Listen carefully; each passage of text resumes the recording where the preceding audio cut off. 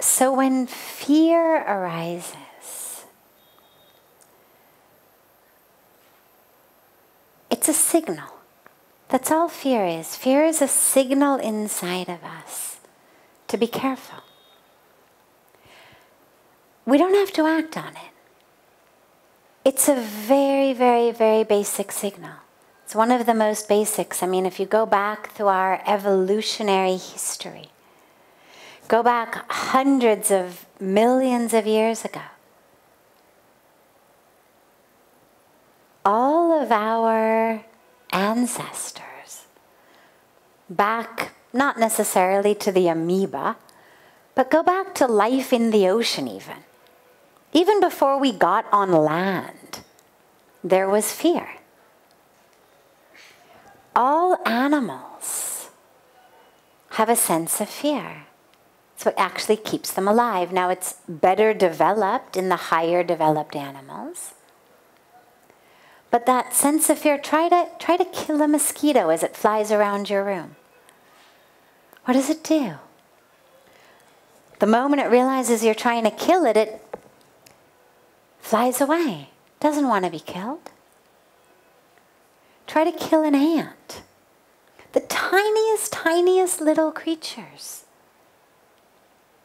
have a sense of fear. It's just a very, very, very basic central nervous system response. We were talking the other night about sometimes it arises in response to a wild animal. Sometimes it arises in response to fear of being embarrassed, fear of humiliation, fear of failure. But fear itself is just an internal signal. Now this is where our intellect comes in. This is where our buddhi comes in. This is where our gyan comes in, our wisdom. This is where our vivek comes in, power of discrimination. And that's when we decide, okay, this is a fear that's worth listening to. I can't swim. They've invited me to go out on this boat ride. Looks like a really stormy day. They don't have life jackets. The guy who's steering the boat appears very drunk. And something inside you just signals, maybe not to get on the boat. And that's when you stop and you just listen. Is this an internal, intuitive instinct speaking to protect yourself? But then there's other times where you have, as you say, a sense that something really is your Dharma. And you know you're supposed to do it. Or you feel you're supposed to do it. But what if it doesn't work? What if you fail? What if you are made a fool? What if everyone laughs? Well, those are the sorts of risks that I'm always in favor of taking.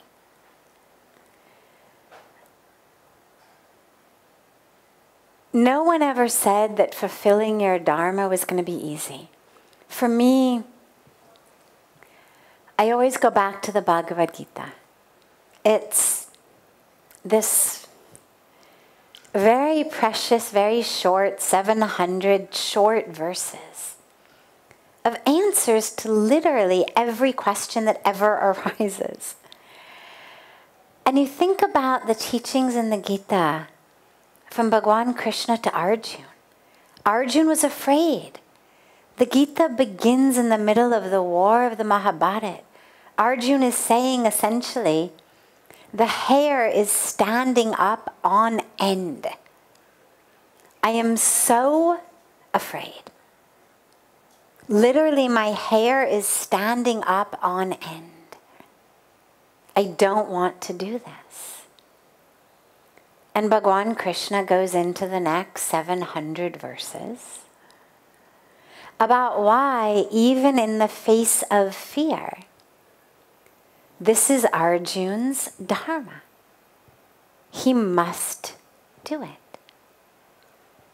He has no idea what the outcome is. Bhagwan Krishna does not give him a, spoiler alert, don't worry, you'll be fine.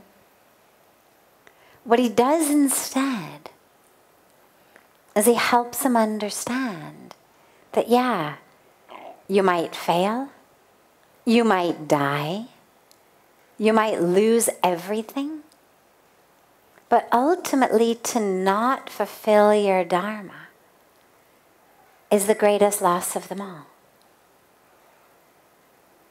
And so when that fear arises, typically it's a fear we're supposed to either work through or simply create enough space in us that says, okay, I get it, you're here to stay. No affirmations, no anything I tell myself is going to make this fear go away. All right, you're here to stay. But so am I. So is my Dharma. So is my courage.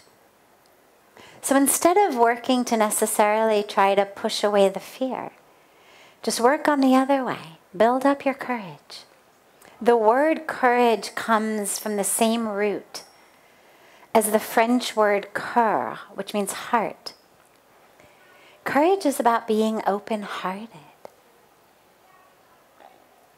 Open your heart to that flow of the divine through you, to that which you know you are supposed to be doing. And then do it.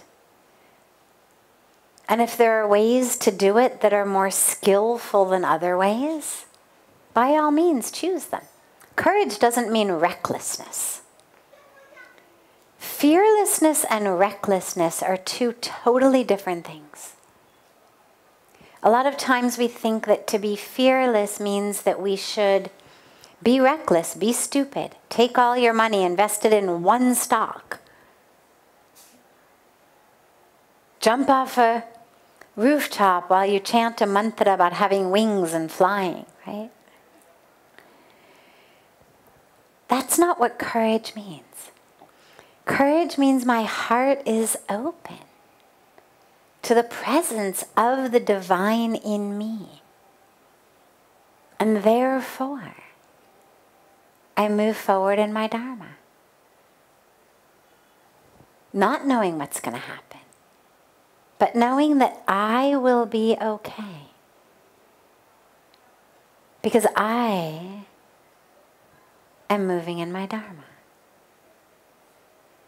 And that's the only thing you can be assured of, is that at least at the end of the day, you don't find yourself having been very safe, but not having fulfilled your Dharma.